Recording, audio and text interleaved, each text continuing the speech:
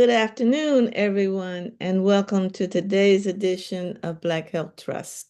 We're so happy that you chose to spend this time with us, and we are going to have a very timely discussion today, and I can't wait till we get started. But first, let me turn it over to our founder, Dr. Randall Maxey. Thank you, Dr. Barbara Neighbor-Stevens. Thank you, Dr. Ivan Walks and Dr. Hines. And a special welcome to our guest speaker today, who needs no introduction. He's with us so often and so profound, Dr. William Lawson. He is a professor of psychiatry at Georgetown University. He's been chief of Department of Psychiatry at Howard University, and he is going to tell us about the holiday blues. But let me first tell you about my holiday blues or lack thereof. I had a pediatric visit by Zoom this morning of my newest granddaughter, whose name is Josephina Iris Maxey, and she's my cure to the holiday blues, my new baby granddaughter who's 1 week old today. But let's introduce our featured speaker, Dr. William Lawson, MD, PhD. Dr. Lawson, the stage is yours. Thank you. Let's just first see if I do the right thing to get on the show. Is that being shared with everybody? Yeah, actually, let me be a little bit more formal. Dr. Walks, add a few more sentences to my introduction of Dr. Lawson, if you would. If I'm stuck with only a few, I can do that. Dr. Lawson has been a preeminent, eminent, and a bunch of other things psychiatrist for many decades. How do you spell eminent? You'd be able to see it if you didn't have your cool sunglasses on, Doctor. But no, Dr. Lawson has been a guest many times, has brought us great information, and is a frequent participant, adding to our topics on Black Health Trust. Dr. Lawson has been an educator and a trainer of other psychiatrists in his roles heading departments of psychiatry, academic departments of psychiatry. So we are always honored when Dr. Lawson is able to join us. And to introduce today's topic, this is a difficult time for a lot of people. And it's a difficult time of the year for a lot of people for a lot of different reasons. And so having Dr. Lawson come on and talk to us about it is just a very important thing, which is what we do on Black Health Trust. We get the best people to tell us about the things that matter the most. So Dr. Lawson, go right ahead, please. Thank you. I just want to again remind Dr. Maxey, I am not at Georgetown. I'm at George Washington. That's what I meant. I'm sorry. And also, folks, there are a bunch of folks who keep trying to find me at Howard. There's got that little picture of me at Howard, but I am not at Howard. I've retired and a professor emeritus. I'm with the Institute for Reducing Disparities, clinical professor at George Washington, and trying to make my picture go forward, and it did not. There we go. And just let you know, Dr. Lawson. We're still not seeing your screen. Oh, okay. I was told that it was visible. Let me see. Oh, let me go back. I'm not sure. Okay, I thought it was visible. Let me go down to, I can't. That little share screen button not visible on mine. That's why I was trying to be careful. Hide, present, help. This is not good.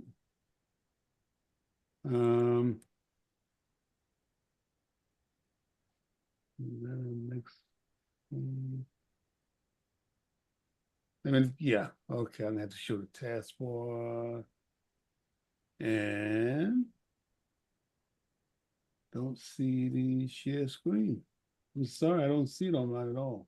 Should be at the bottom in the middle. A little arrow that goes up. But today it's not. Poster, start, subtitles, camera, keep playing, hide, and hide. See all slides, last review. Crap. Down there where you see participants and chat and react. Yeah, none of that's visible on mine. Oh, okay. That's the problem.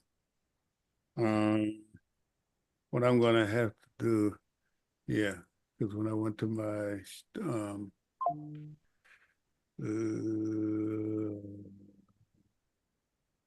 that's the end of the show.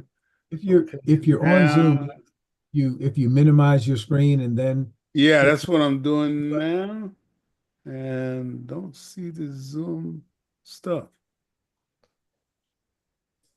Don't see it. Okay, here's Zoom. And here is here. And now we're getting somewhere. And okay. share. There we go. Well, sort of. Let's see. But are you seeing the slideshow? Now we can see your slides, Dr. Lawson. Mm-hmm. You need to now press slideshow. Yeah, now you got it, I think. Yes, sir.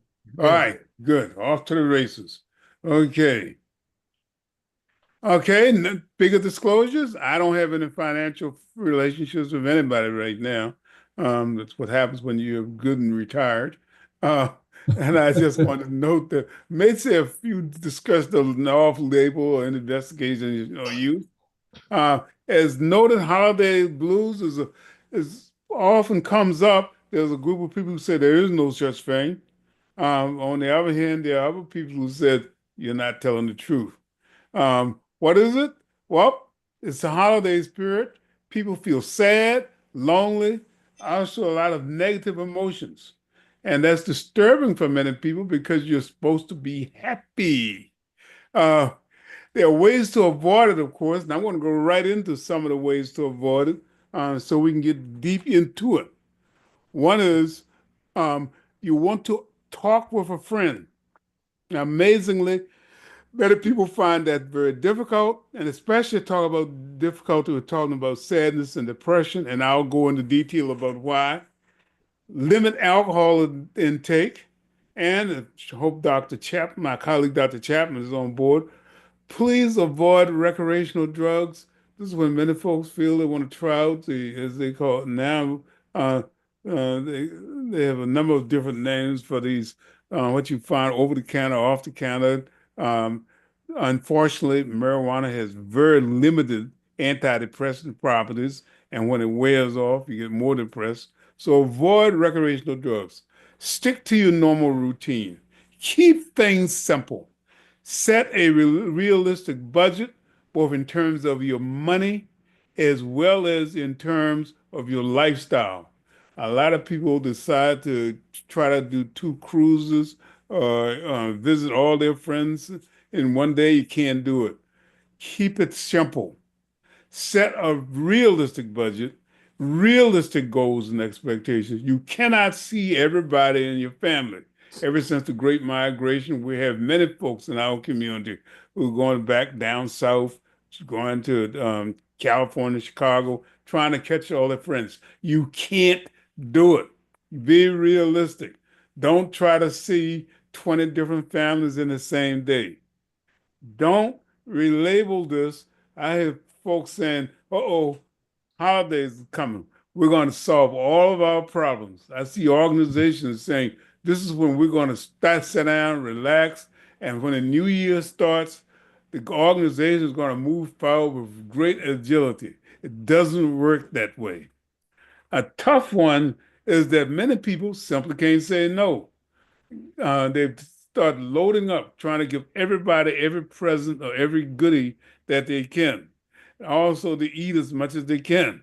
Don't say no. And I'm sure some of our folks will talk about the fact that holidays do not prevent you from becoming obese. They do not prevent you from becoming obese. And yet many people act as if somehow there's a magic button that turns on in your stomach that wipes all the food out. Get enough sleep. Somehow folks believe that during the holiday period, you no longer need sleep. Doesn't work that way. And the problem is not people staying up all night, it's when they wake up and feel awful.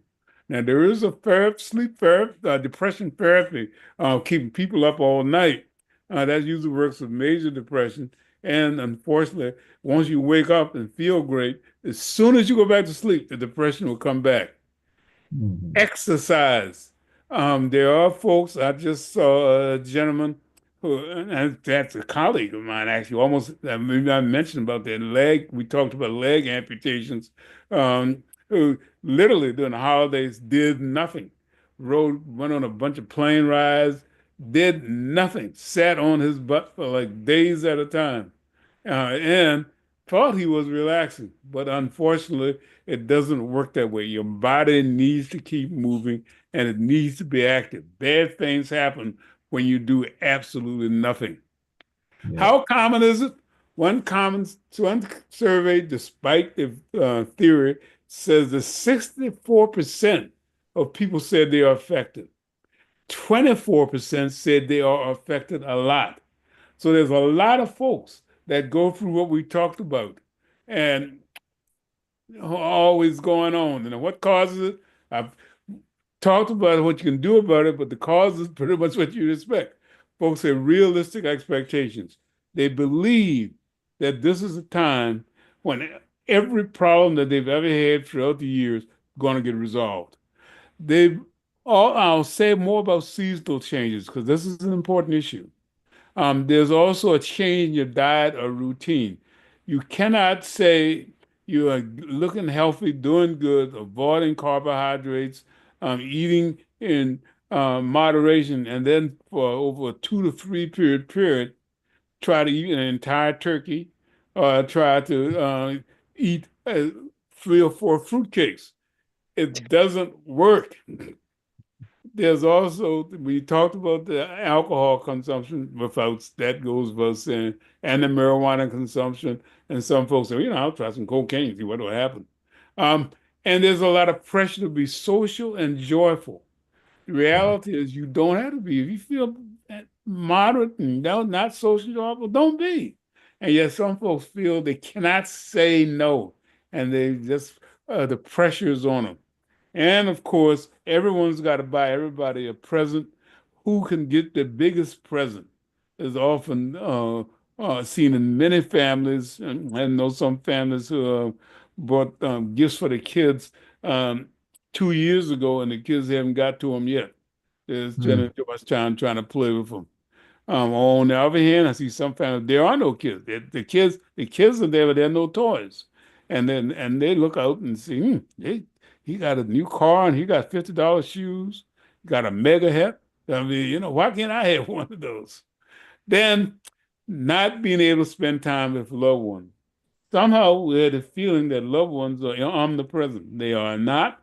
Sometimes folks simply aren't available in modern tech transportation. We can usually get around with people, but we can't do it in 2 days. We can't do it in 3 days sometimes. And so especially those of us who have friends from overseas, sometimes they just can't see the families during this period of time. And with whoever it is, I'm always amazed. You look at the TV and you see cars buried with snow. And you ask your question, why in the world would someone drive 100 miles, 1,000 miles when you got a snowstorm coming up? And yet folks feel that they have to be with their loved ones. And often, sometimes with some very, very bad consequences. And there's this what I call everything was so much greater when I was growing up.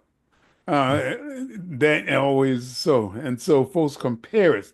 Yeah, I got more aches and pains than when I was growing up, but got a little more resources than I was younger. Yeah. And I want to mention this holiday blues thing because I want to distinguish it from the clinical depression.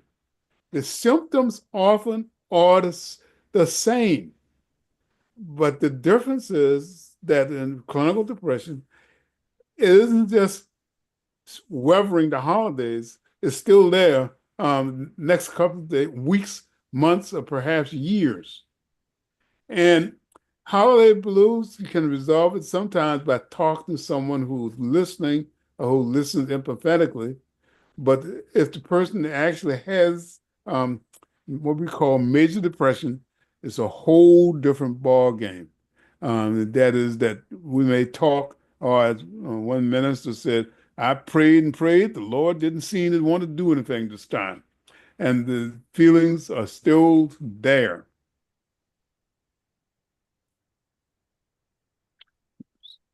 So what is depression? Major depression is common, self-limiting, which case we have in terms of holiday blues, or it can be chronic and severe, and it contributes to morbidity and mortality. It has biopsychosocial causes, biological, environmental. I see folks trying to say, well, nothing ever happened to me. Why am I depressed? And there are other people who look like the world's coming to an end, but they're just as happy as larks. So it is and people always find this difficult to accept, but it is true. Mental disorders the leading cause of disability in the United States. Now, I'll repeat that again. Please take that into consideration. I always go into meetings where folks are always startled by this. I've been to too many medical meetings where mental illness is simply not talked about or discussed. Now, I will say it, and we got documentation to prove it. This is the leading cause of disability in the United States. And the main disorder is depression. COVID showed it very clearly. One thing that came out of COVID is even after you vaccinated up, didn't get COVID itself, still the anxiety and depression rate in the U.S. went way up. Now, what is a depression? First of all, it's not grief. Yes, it's okay to be sad when someone dies or you have a loss. And when transient sadness is all right. Something bad happens, like your house blows up. I mean, that's a reaction to a stress. It's usually self-limited. But then when the mood consists, now it doesn't have to be a sad mood. A lot of Black folks don't report sadness. They get irritable, pick fights, or anhedonia. Look like nothing bothering them, but they sit there with a stone face. You find a change in weight or appetite. And I say a change. Some people eat like crazy. Some people stop eating. It can be either one, but it's different from your usual appetite. You can have insomnia. Folks go for days without sleep, or hypersomnia. Sleep 10, 12, 14 hours a day. The folks can be retarded, slowed down, or they can be agitated. They're running back and forth, trying to do everything at once. You can have fatigue, or you can have excess energy. People can feel, and a key one is folks feel worthless. In Western world, we tend to feel guilt, and many third world countries, folks don't report guilt. What they report is shame, but it's under the same basis. There's a diminished ability to think or concentrate.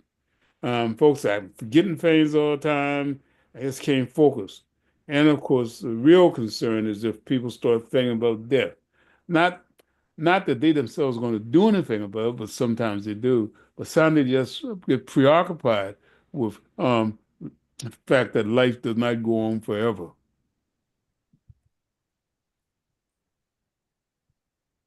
And we have treatments. I'll go over these real quickly right now for the major depressants. We got new antidepressants.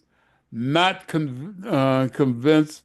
Not convinced they're not that much different from the old antidepressants. I will say a little bit more about this. We also have talk therapy. We have also now have TMS, magnetic stimulation, which is create a resonance call that's not a little bit better than the ECT. You don't have a seizure, but it seemed to have antidepressant abilities better than many antidepressants. But what we also have, and one factor that may be why folks feel especially bad this time of year, is what we call seasonal affective disorder. Seasonal affective disorder. Folks go through short periods of time where they feel sad or unlike their usual selves. Usually these occur begin and end when the season changes.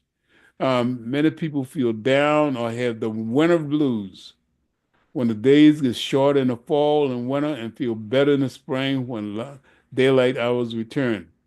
And this is a powerful effect worldwide. What we find is that people who live in temperate zones in which we have long winters, if you go into the land of the midnight sun, they actually have more depression.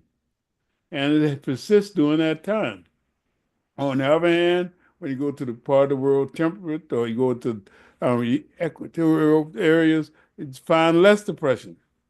Similarly, and it's not just how long the sun is out. Areas that have a lot of bad weather, we call it rain and cloudy, we find the same phenomenon. And it's a very powerful phenomenon. You could actually look at how much cloud cover is over area and go do a screening test for depression, you find there's more of the depression. And so there is a seasonal affective that's related. We call it seasonal, but it's really the extent to which you're exposed to sunlight. And that's very, very important. It is more common in people with pre-existing depression or bipolar disorders, especially bipolar 2, and just want to describe it, which demonstrates two kinds of bipolar disorder, manic depressive illness. There are some people who never have a manic episode in the sense that they go out and end up in a hospital or hear things or see things, but they do have long depression and they have what we call hypomania. That's what we call bipolar 2. And then there are other people that had a full-blown effect. They go out, spend all their money, literally go crazy, end up in the hospital and so forth. We call that bipolar 1. So there's a lot of people who have what we call depression who really have bipolar 2. And it's important to be able to recognize this because these bipolar 2 folks, if anything, many times get worse on our usual antidepressant treatments, even with ECT, or even with talk therapy. So again, I want to emphasize that because it is often missed in the African American community because we often don't talk about our moods that much, but you certainly see it in terms of how people behave. And again, there's a strong link to the important part of seasonal disorder. Oops. Now, how do you treat it or deal with it? Well, some of it was, you think, pretty obvious. Spend some time outside or near a window. But then you say, well, I live in a neighborhood where a dude got jacked up on the corner. Temperature is minus 20. I am not going outside. And yet the person becomes despondent. The good news is that you can replicate sunlight with what we call light boxes that you can purchase. Unfortunately, Medicare and Medicaid don't always pay for it. Some of the insurance companies will not pay for it. And yet it has been demonstrated, especially for seasonal depression, to be just as effective as the antidepressants or talk therapy. How the light box works is very simple. In the part of the brain, back of the head, we got something called the pituitary gland. And the pituitary gland, which is the master gland to regulate hormones, has what we call photooptic cells that respond to light. And what we find is that if you shine the bright light on those areas, that you can regulate the brain so that folks cease having these depressive episodes. So one important, just want to put that to think about, because frankly, it's not often brought up as an effective treatment. Very effective is light therapy, and in particular, light boxes. And also those of you who want to keep your melatonin levels right and get your vitamin D. That's another reason to have some light therapy. Now I'm going to go into a little bit about treatment in African Americans, which I've stated before, but I just want to reinforce this because this is directly related. That we have patient factors because of religious beliefs. Folks don't believe in depression. Those think you need to get treated for it. We think that because we've been through so much, we've had stigma and all that, we don't get depressed. Sorry, folks, we do. And it's just as severe. And it's you go back and you check the history of the lives of slaves. Slaves may have reported feeling bad, but the history of slavery, depression was thought to be non-existent. It said our brains were not too simple to be able to develop feelings like depression. And at that time, people were actually saying that because slaves didn't have to worry about eating, didn't have to worry about taking care of housing, or didn't have money, they didn't get depressed. Well, not true. And we're often under-recognized or misdiagnosed. There's stigma because of disregarded symptoms and delay of treatment. We're often undertreated, i.e., we all end up using crisis services rather than going in and getting a therapist and try to prevent it. When folks get to seasonal place, they ignore it because until it gets so bad that they have to go in, and it is a crisis. We like to use alternative sources of help, and folks go to the church, family, folk treatment. There are very effective use of treatments such as the barbershop, beauty parlor, that often does work. But unfortunately, folks end up talking to individuals that do not have professional training, that do think that if you drink a fifth of whiskey, use more marijuana, use some fentanyl or whatever, that it will cure the depression. Doesn't work. We end up going to primary care, and our primary care physicians are more likely to treat African Americans with depression than anyone else. But unfortunately, many of our primary care providers just do not have the time to do the diagnosis or provide the ongoing treatment that is necessary. You got folks sitting in your waiting room, and you got some programs require you get everybody in and out in 10 to 15 minutes. Very difficult to do a serious effort in terms of doing a differential diagnosis, recognize the depression, or even, as I found some folks, I said, I can hook you up with a therapist. I don't want to see a therapist. I want you to listen to all the traumas, the crises, the problems that's happened to me. Uncle Joe came by and he got shot by Jack Smith, and Jack Smith stole my money, the whole business. So we have a system that I'm sure this program has talked about extensively in terms of there's a mismatch between our system of care and what people actually need. Also, what we find is that African Americans don't get antidepressants. A lot of folks don't want antidepressants. I've had professionals who say, I took one professional, I took on some medication, antidepressant medication for a week. And I said, what happened after the week? Well, I threw it away. I ain't do no good, so don't worry about it. So many of us, even professionals, don't like to use antidepressants.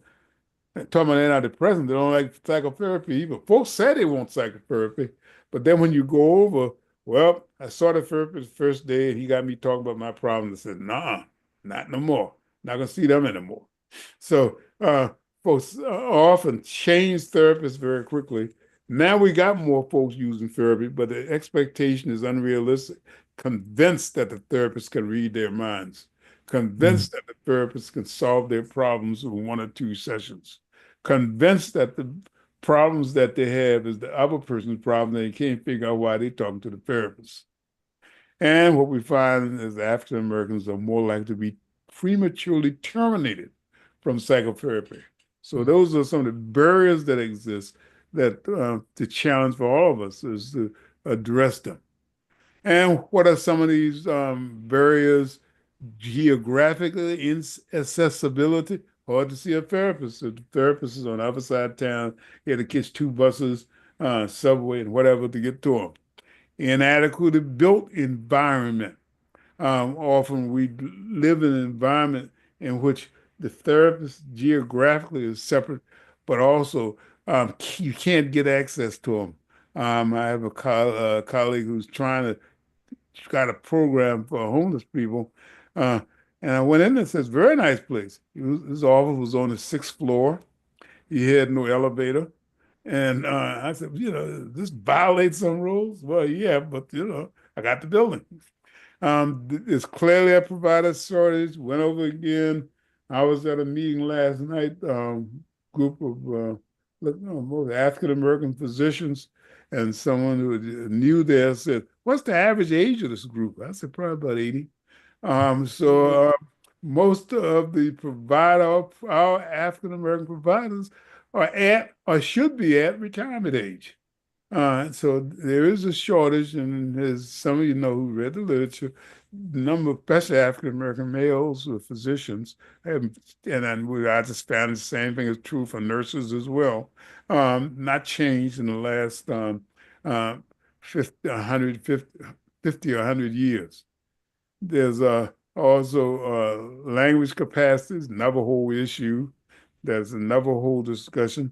Not everybody speaks the King's English. And I still have rural folks who just can't communicate with some of our providers. We need to have culturally relevant services. I was at a hospital, which all of I'll be blunt. I said, everybody here got nappy hair.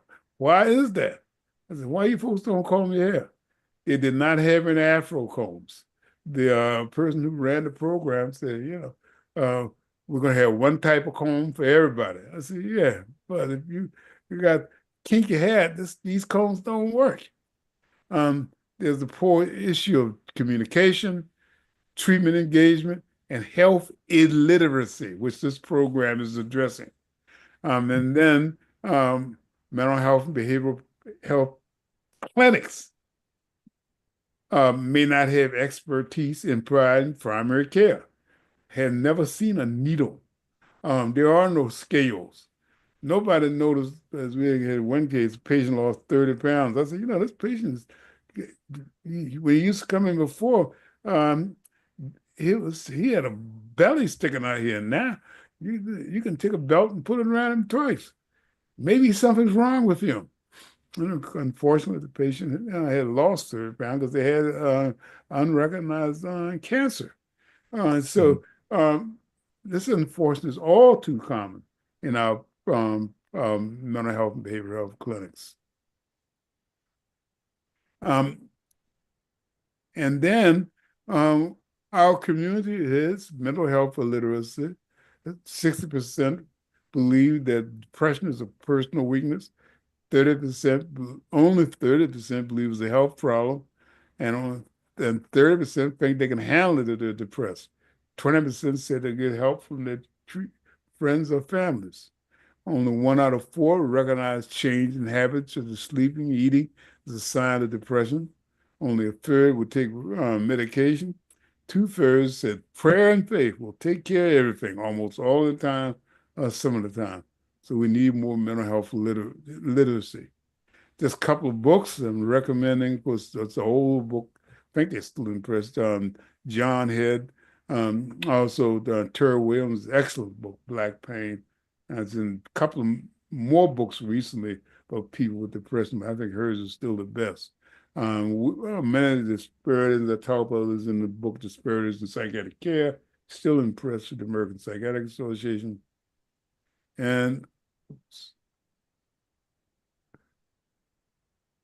yeah.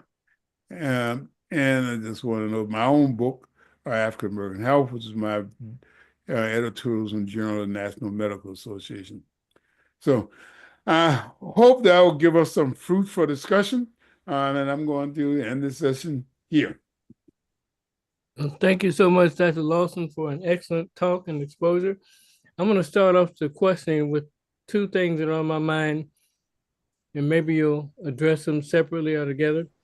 One, are there any special challenges for blended families where people are brought into one family, but they're not necessarily related by blood?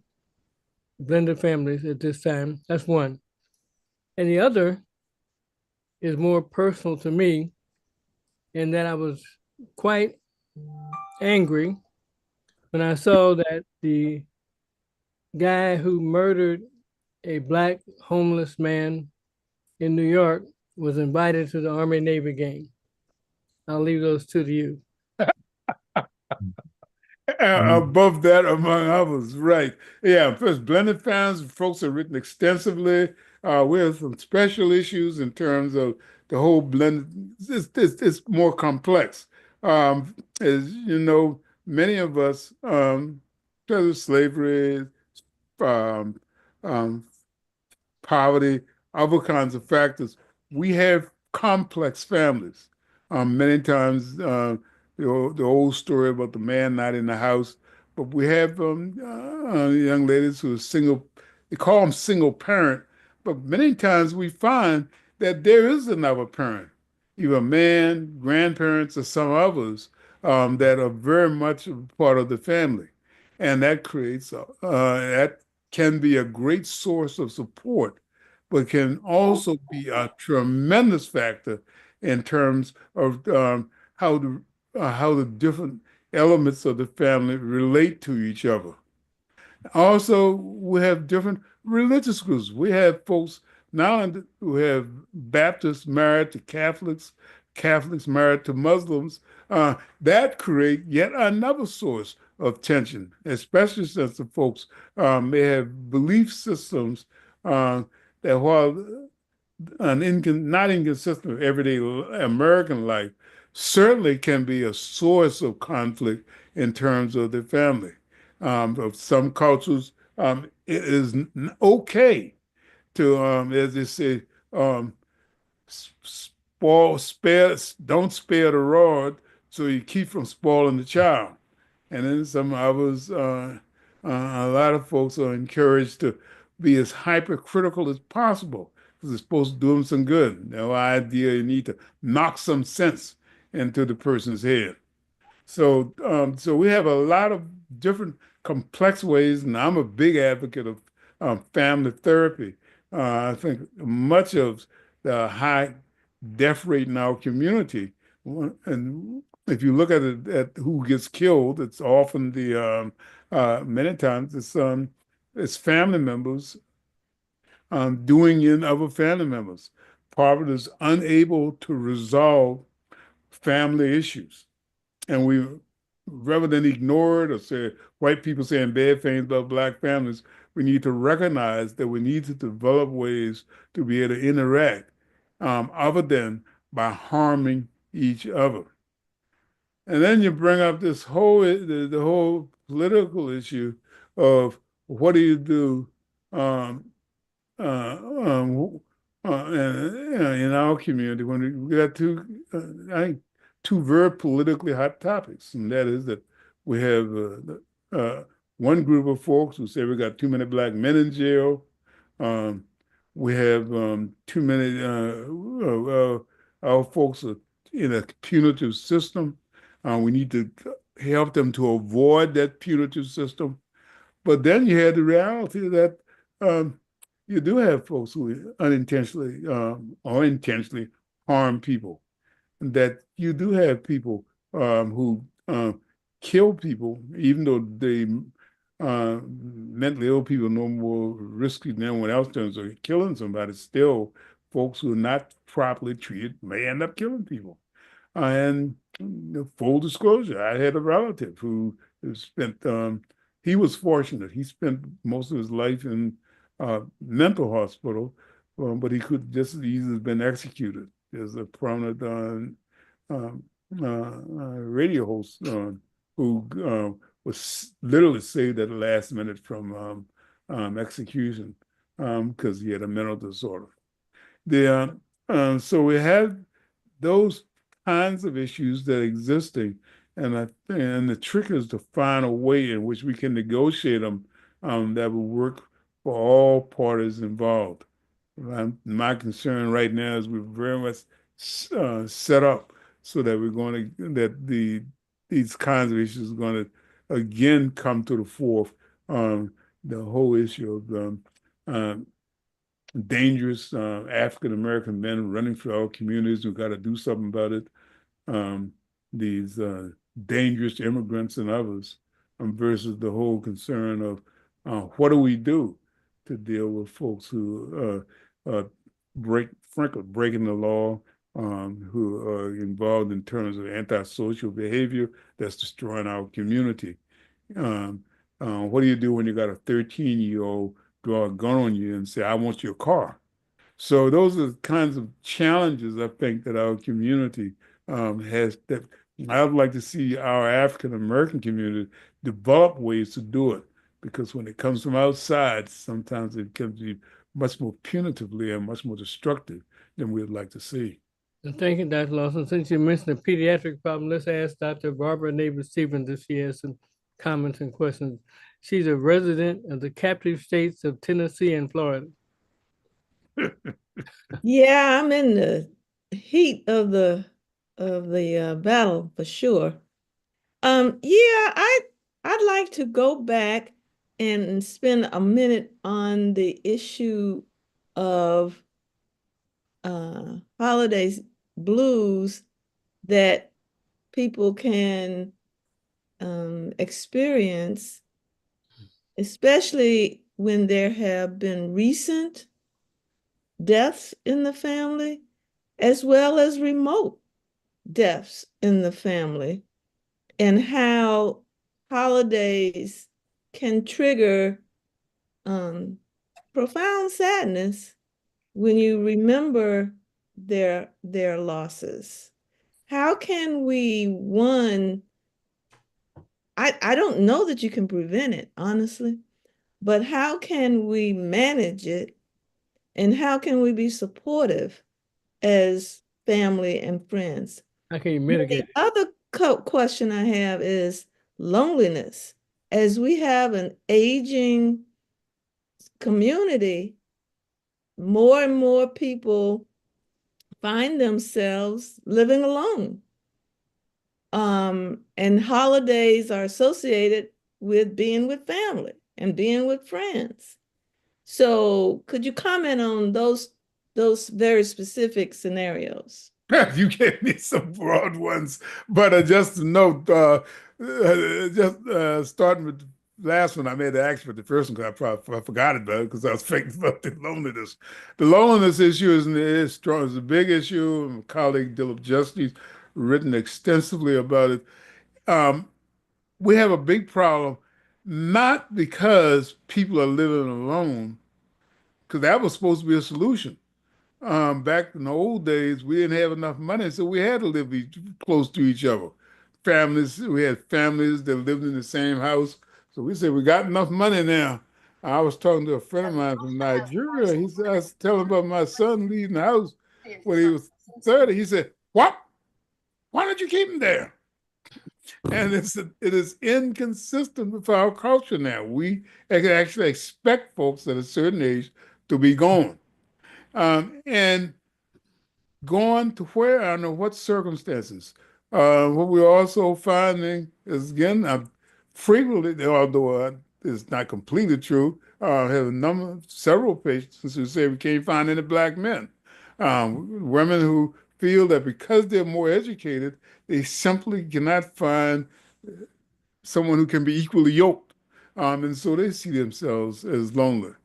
But I think I think we all begin to recognize that one of the biggest problems right now is social media.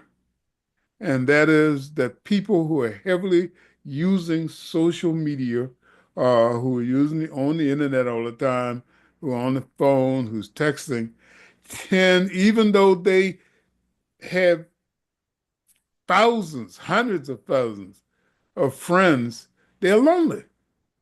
And because that media does not allow you to have the kind of intimacy or the support that you would if you have face-to-face contacts. So there's multiple efforts to try to figure out how do you deal with um, letting folks know that they can get some support if they, even though they're on social media, uh, why do they feel this bad? And also, again, we're losing our institutions that used to be supportive. There are now more mega churches, but I found that some of these mega churches are almost incredibly difficult to get to know people at these churches. And they become almost as distant as social media. Um, and I was always amazed that many of our smaller churches aren't designed to bring people together. You can bring them to the altar, you can bring them around, but there's just nothing in them that allow people to get to know each other. They blow in, introduce themselves, and blow out again. So those are some things you can prevent. We can discourage people from simply interacting by using social media. We can do something about how we design buildings and neighborhoods that would encourage people to get to know each other and improve it. I always amazed when I go look at what a pharmaceutical companies, they literally design their buildings so that people will interact with each other. So we can do something about that. We can do something with being able to utilize um, organizations like fraternities, sororities, support groups to support each other. Membership in the NAMI, National Association for Mental Illness, less than 1% African Americans. So we are often not using support organizations. We're trying to solve these problems individually. I'm always amazed that um, folks develop a million reasons for why they don't want to interact with others. I'm amazed that in neighborhoods where we have people living next to each other, nobody knows anybody else in the neighborhood. I mean, nobody. Part of it is fear. You don't know the guy's an axe murderer or not. But part of it is also as we left the South and had those tight bonds, many folks say, I don't want anybody in my business. And there's a trade-off. If you don't want anybody in your business, guess what? You're going to end up lonely.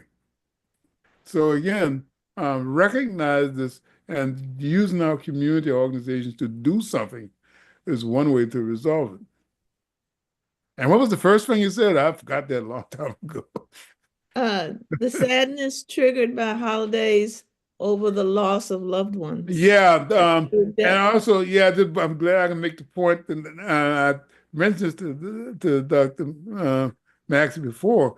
You've seen the statistics, and that is that the life expectancy for African Americans, males especially, is a much bigger gap than it's been for a long time. It's almost 20 years.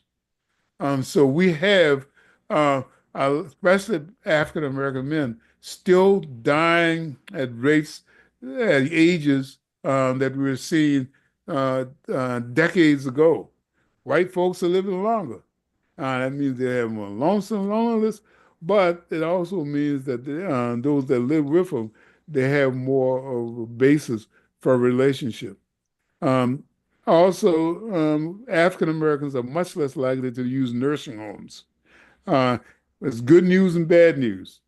The good news is that many the nursing homes, especially in the South, were more institutionalized rather than as sources of support and for people to get to know each other. But if they weren't in nursing homes, where were they?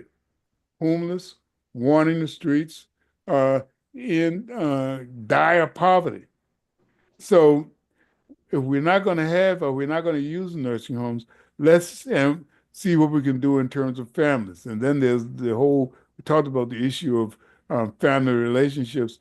I'm still dealing with a number of families in which folks are fighting with the property. fighting with resources. What we have is the community in which many folks have property, but do not want to liquidate it in terms of money and do not want to let anyone else have it. And so what we're having is we have folks with big old houses and or land, but in dire poverty, and at the same time have family members angry because they can't get any of it. So those are issues we've got to face as we move forward. The reality is that the country's life expectancy probably is going to increase. There's going to be more elderly. We got to, one, help folks recognize, guess what? You probably will not live forever. And then two, recognize that in our community, we have to provide resources above and beyond public assistance to be able to help those who are needy. Thank you so much. Dr. Ivan Walks. Well, first of all, let me just say an additional thank you to Dr. Lawson, because you will do something that a lot of folks don't do, which is give us the problem and then give us many solutions. And so it's nice when someone doesn't only just celebrate the problem. I think we have a number of different areas where we can keep Dr. Lawson going for another few hours. When we talk about our community, I've long since given up on calling it the community. It is a set of communities. The Black community has become very, very diverse, and we don't communicate with each other, as Dr. Lawson said, the way we used to when we lived, when we all that redlining that was so bad used to force us to be in the same neighborhood, and now a lot of us have moved to places where we're isolated from each other. So I think this holiday blues thing, I want to go all the way back to one of the first things that Dr. Lawson mentioned. Dr. Lawson, give me your thoughts on how we actually do get people to have substantial conversations with each other. You mentioned one of the solutions was talking to somebody. And maybe, and I might sound a little bit sexist, maybe the women talk to each other, but the men don't do a good job of that. You know, I don't want you to know that everything is not all right with me. And so there seems like there's a public education campaign that we maybe can do in helping men understand that talking to another man or talking to another person doesn't make you look weak and doesn't make you look bad. So how do we implement that excellent solution of getting folks to talk to each other? And I guess you know we're doing something with this show right here, and that is that this show is bringing together um, professionals around a similar topic and talking about it. Is incredibly rare. Many of us are in practices in which we are so busy we really don't have a chance to go out and have lunch with family. This doesn't happen. One of the shocks to me when I left academia and went out in private practice is that except for professional meetings, I never saw other professionals. I just never see them. I knew they existed. We talk on the phone there was well, but I never have seen them, and found very quickly that there's a lot of resistance for folks to want to get together and to hang out. Well, those of us who do animal work know that if you take two rats and raise them in separate cages, you put them in, they'll start fighting to death. You have to go out there and have them hang out together, and then they'll somehow manage to be able to relate to each other. As similar, we need to look at, especially those as in professional organizations, how do we set up systems so that we can relate to each other, that we can talk to each other, that we can interact? Some folks go out and say, let's do it. But I was say, hell no, I got my thing and don't you mess with it. So I Yeah. think that's part of it. And again, as I said before, when talk to folks in urban design, I was in Austin, that was a big issue. How do you design neighborhoods? And we said if we took black people and had them run cities, the cities would be perfect. Our problems would be solved. It didn't happen. When you putting black folks in control, white folks, it doesn't make any difference. If you don't think about the cities as a place for people to live and to function together, it's still going to have a disaster. And what we have is some cities with a lot of wealth, but the people in them are grossly unhappy, tremendous areas of disparities in care from one block to another because the cities aren't designed to encourage people to interrelate and share their resources. And then the same thing with the school system, same thing with academic systems, same with others. We have to refocus our goals in terms of more being, uh, say, boots on the ground to see how we interact with each other. It's not, and I go to Dr. Walks is where you can go to church and you'll say, we'll talk about how spiritually we'll be able to do. Well, yeah, but if that's up in the sky somewhere. We're talking about day to day talking to each other and relating to each other, and it ain't happening. So part of it also is to talk about these issues, be explicit about it, demand it of our politicians, change the idea that, and we talked about men talking. It's interesting. Two, three guys can go out and watch football game, not say talk to each other for like years at a time. They cool. And whereas you go to women's organization, they be fighting all the time. And then the whole question about men versus women talking to each other. How do you relate? And how our community, again, we have to look at one of the biggest risk factors for young African American women is getting murdered. And that should not be. So there are real issues in terms of the failure to develop communication structures that's making it very difficult for our community to be very functional. I'll give the example of the studies that's coming out now saying, why did Neanderthal go extinct? Well, they didn't all go extinct. Those that hung around with the Homo sapiens and bred with them, their genes still around. They apparently did well. But many of the Neanderthals simply did not have their communities to interact with each other. They each got their own little small niche community, wouldn't talk to anybody else, didn't develop technology because you need to have groups coming together. And eventually they got the community, little teeny communities got together and they just died out. And unfortunately, we see that all too often in our communities and throughout the country. Dr. Lawson, thank you so much. And right before we go to final comments, which I want you to lead off, uh, can you give me a little enlightenment on light therapy? Is it a particular kind of light? Is it Yeah, certain- basically, yeah, I think it's 10,000 watts, but the wavelengths, you try to replicate the wavelengths in sunlight. That's the bottom line. So many fluorescent lights now actually do have that. The old bare light bulb does not. Uh, Also, window panes distort some of these. So simply sitting in front of a window doesn't do the trick. So again, we have light boxes that seem to work very well, relatively inexpensive, should be covered by insurance, but unfortunately, or not. You just go to the store and order a light box, or you have to specify something? Yeah, or a light box. You go, there's stores that have them.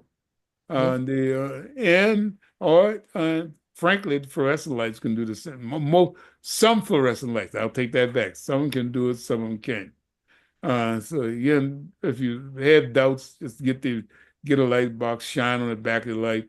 The other one is make sure your house has a little window on it, and then you get up in the morning, let the light shine on the back of your neck.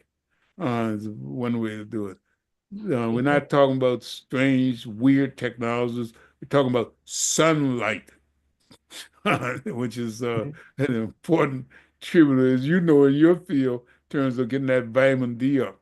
But it doesn't just get vitamin D up, it also resets the melatonin system and helps, especially for folks who have seasonal depression. Well, Dr. Lawson, thank you so much. We're going to ask you for final comments, but in a future talk, I'm going to ask you to talk about the reason that melanin is a degradation or oxidation end product of catecholamines and how that ends up as melanin and does that have any psychiatric implications. But in the But it meantime, does.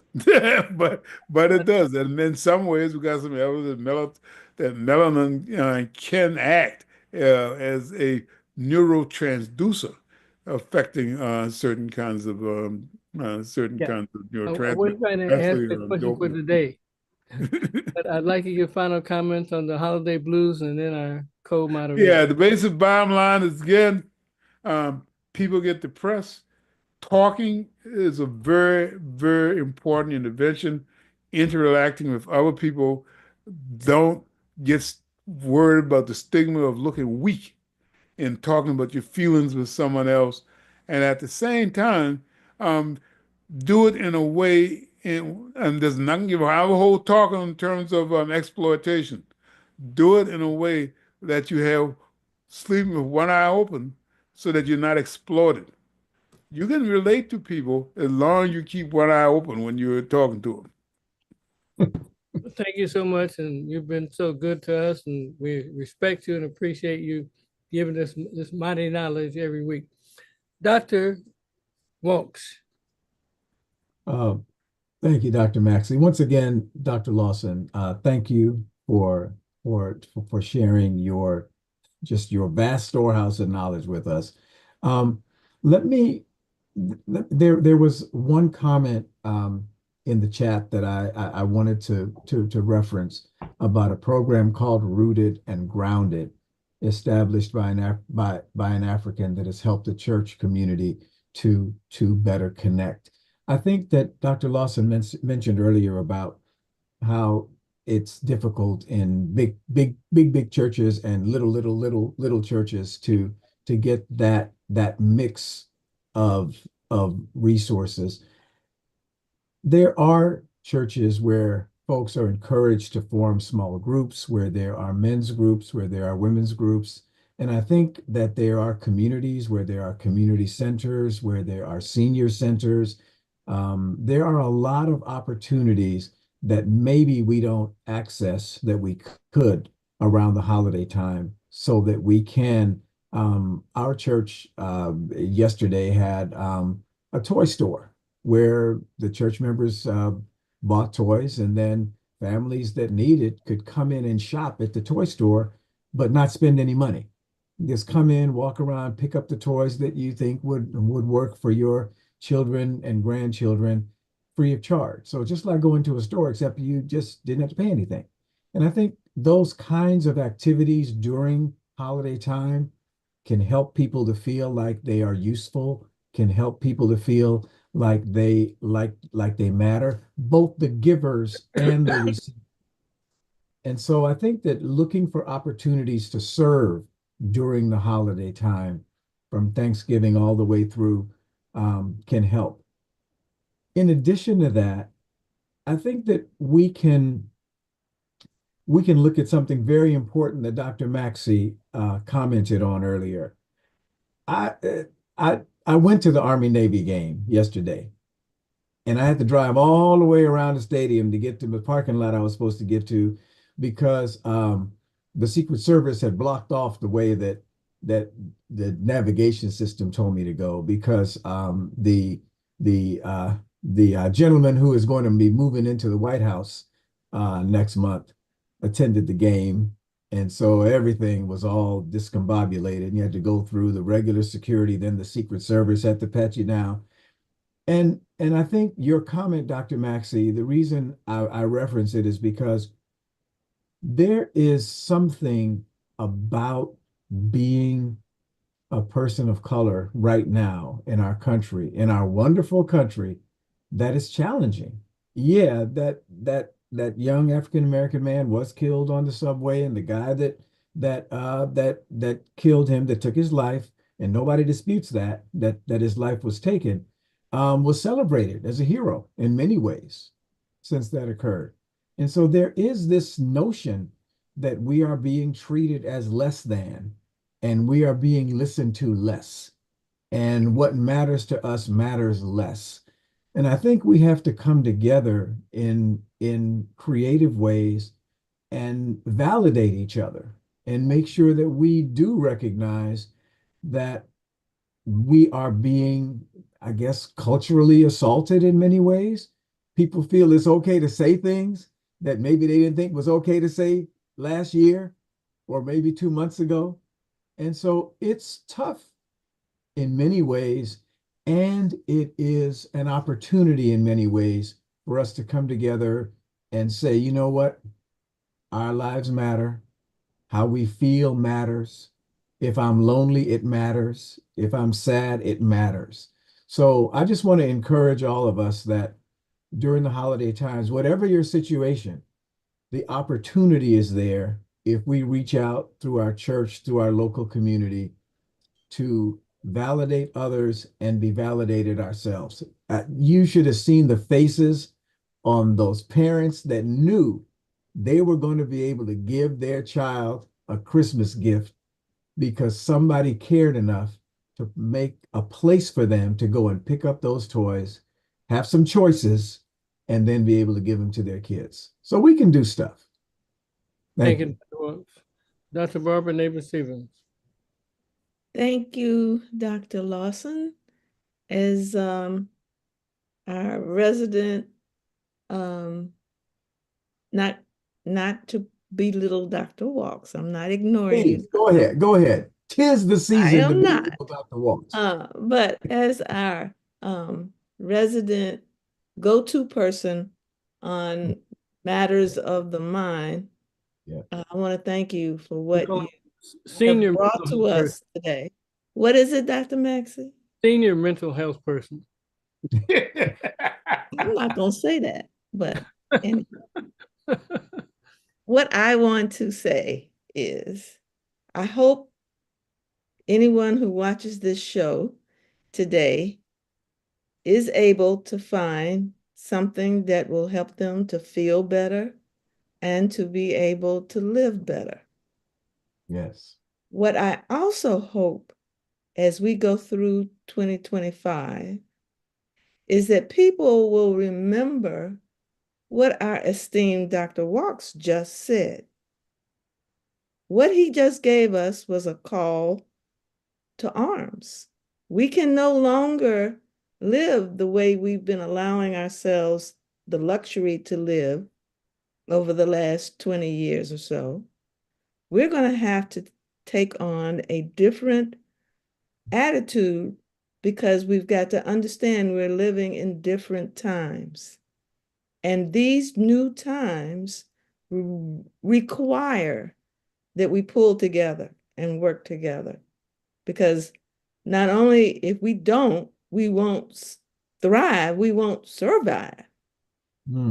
So I urge everyone to think about what we've talked about today. See how you may be able to implement it in your lives, in your family's lives, in your church's business, the way they approach doing their business, and any organization that you participate in that can come into this fabric that we've got to weave going forward in order to be successful and to thrive. Amen. I will not see you all again before the holidays for good reasons. So I want to take this opportunity to wish everyone happy holidays. Thank you so much, Dr. Neighbor-Stephens. As my final word, I would like to say how blessed I am to still be practicing medicine and letting my patients know how much I care about them, because someone said the other night, patients don't so much care how much you know before they know how much you care. And I want everybody on this Zoom call, both now and in the future, to know that we are a family. We love each and every one of you. We love people in New Hampshire. We love people in Jamaica. We love people in every city that you reside. And we want to give everybody hope. And I think hope is the bottom line that we want to talk about, both medically, psychiatrically, that we all need to pull together and be a community. And I thank everybody for giving us time on this Sunday. Have a great day, and thank you, Simon, so much. Thank you again, Dr. Lawson. Good day, everyone. Bye. All right.